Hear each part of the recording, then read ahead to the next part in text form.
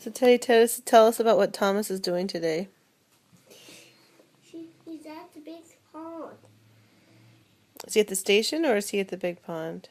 He's at the big pond station. Oh.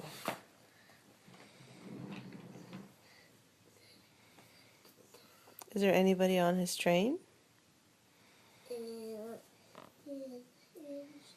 You've been doing this for an hour.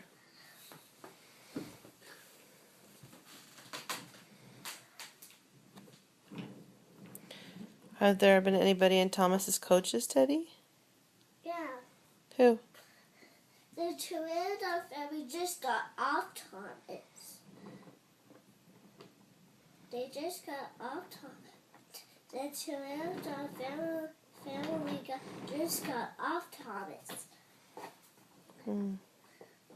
Did they go swimming in the big pond? No, they didn't. They were looking for a dinosaur named Fossil Fred. They were looking for a dinosaur named Fossil Fred.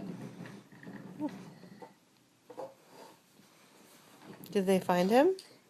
Yeah, I did.